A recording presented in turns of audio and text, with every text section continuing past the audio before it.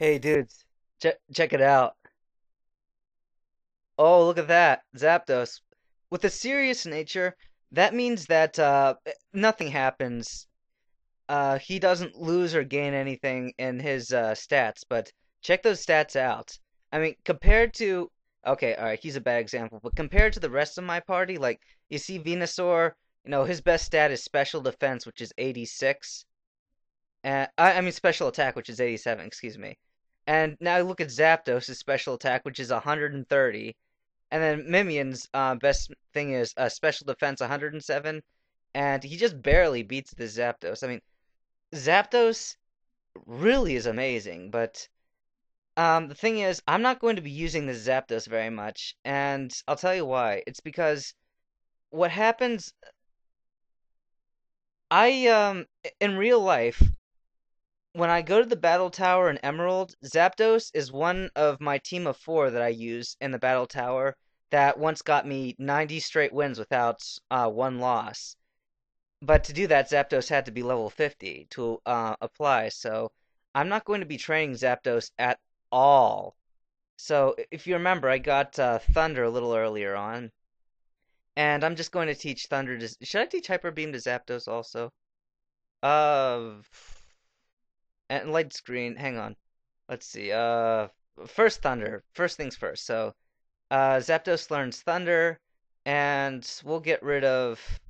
Should we get rid of Let's get rid of Thunder Wave because Zapdos is a really fast Pokemon. It's not like it needs to slow any opponents down. And I'm debating, should I give it Light Screen like I give my other in the Battle Tower I also give my Zapdos Light Screen because it's really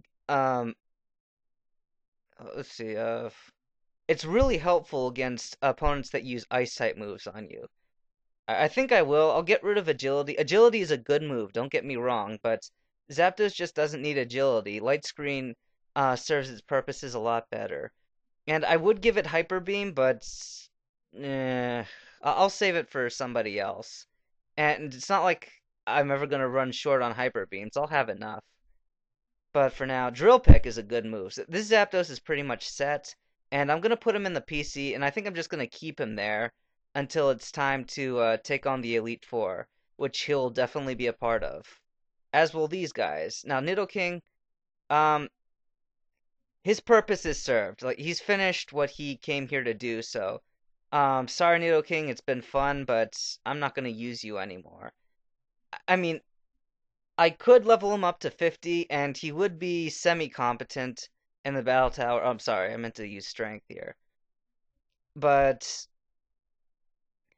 I just don't see myself using Nidoking that often. Anyway, what we're gonna do, if you noticed, I came back to, shoot, what's this place called? Lavender Town, yeah. Because, further down here, there's a guy.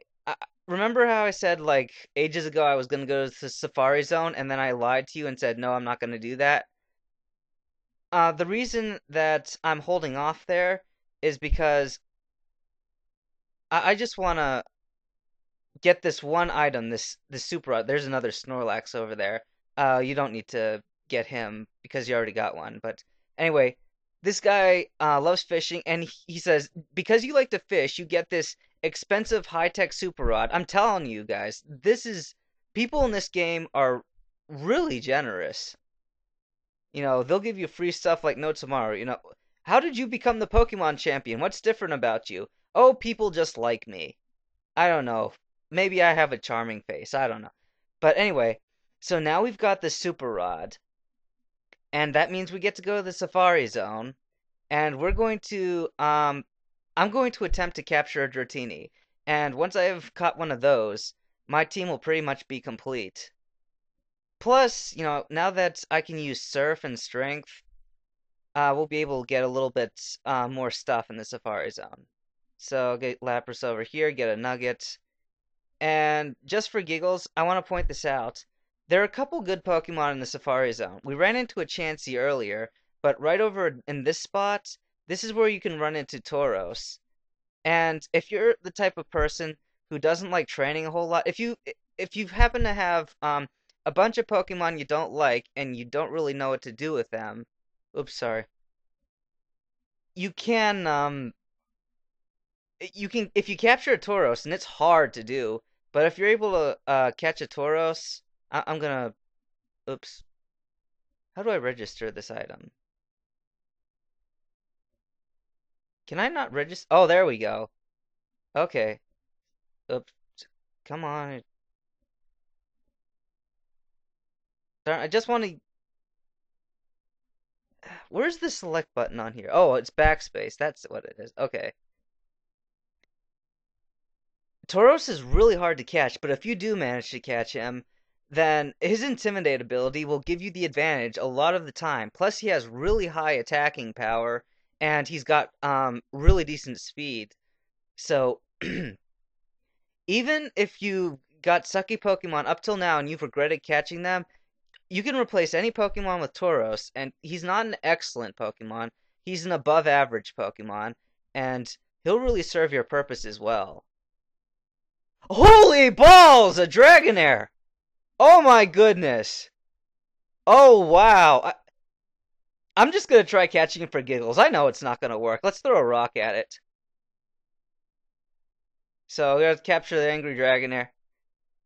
Okay, yeah, you're angry. Yeah, tease me game. That's all right. I don't mind. I mean, that was a rare sight. You guys got a real treat with that. I mean, even if I fail to catch a Dratini in this part of the episode, I mean, that was still totally worth it. Let's see. All right, so a lot of Goldines in this water. You're not going to find Dratini very often. That's the first Dragonair I have ever seen in this updated version of the game. There's Dratini. Okay, I'm just gonna throw Pokeballs at it. And because throwing rocks makes it more likely that it'll run away, and if you give it food, then it becomes harder to capture for some reason. I don't know. That other stuff just seems kind of redundant to me. I don't see how it helps anything. But all right. Okay, you know what, guys? The next time we see a Dratini, I'm not going to waste your time. I'm just going to do a save state, and I'm going to continually try to catch it. And I know that's cheating, but, as always, my motto is, well, as long as I'm not wasting your time, the ends justify the means. Uh, not really, but... Okay, so here we go. Throw a ball at it. Alright. Oh, no, you didn't flee. You did not flee. You were there. Okay, and it fled again. But in an alternate reality, it fled again. But in this reality, stop fleeing! Okay, well, I am the Lord of Time and Space for as long as I have a Visual Boy Advance. Unfortunately, anybody with a Game Boy Advance will not get this lucky. I mean, won't have this option here. Does it repeatedly keep doing the same thing? Oh, no, okay. So it said, oh, it appeared to be caught that time. I was afraid for a second that it was just repeating the same events over and over again, like that, see? Like when it keeps saying, R almost had it, and Wild Dratini fled.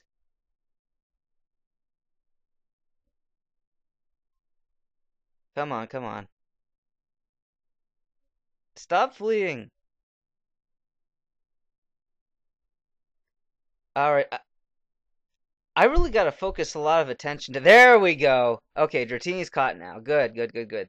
And we saw Dragonair, so Dragonair's in the Pokédex. Let's check the nature of this one.